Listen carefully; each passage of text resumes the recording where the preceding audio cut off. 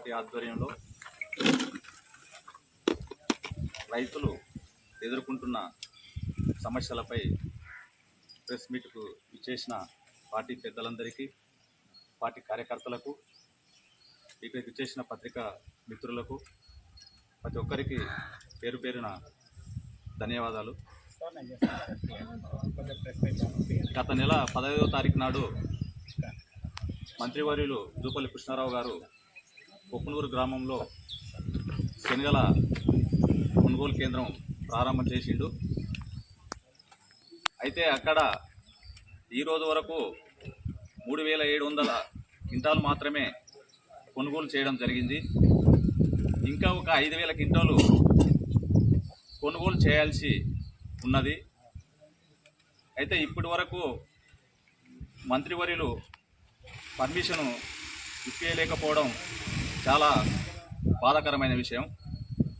ఎందుకంటే ఇక్కడ ఉన్న రైతాంగం చాలా ఇబ్బందుల్లో ఉన్నారు. బయట అమ్ముకోవడానికి పోతే మార్కెట్లో 5000 కన్నా ఎక్కువ పోవడం లేదు.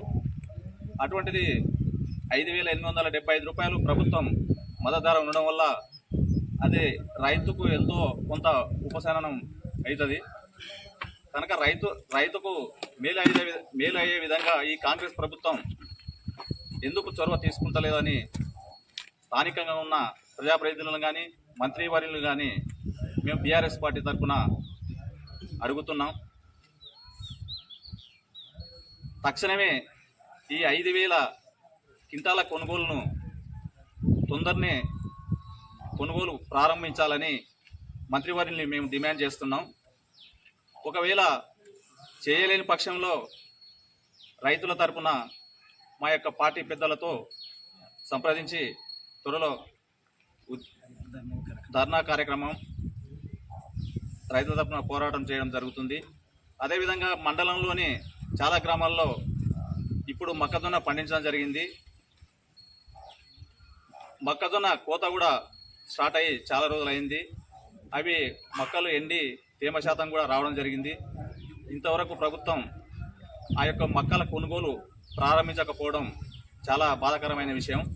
అది కూడా తొందరనే ఆ యొక్క మొక్కల కొనుగోలు కేంద్రం మన మండలంలోనే ప్రారంభించి రైతులకు మేలు చేయాలని ఈ యొక్క ప్రభుత్వాన్ని మేము బీఆర్ఎస్ పార్టీ నుండి డిమాండ్ చేస్తున్నాం. ఒకవేళ చేయలేని ఎడల మా యొక్క కార్యక్రమం రైతుల తరపున పోరాటం కొనసాగుతుందని తెలియజేస్తూ ముగిస్తున్నాం.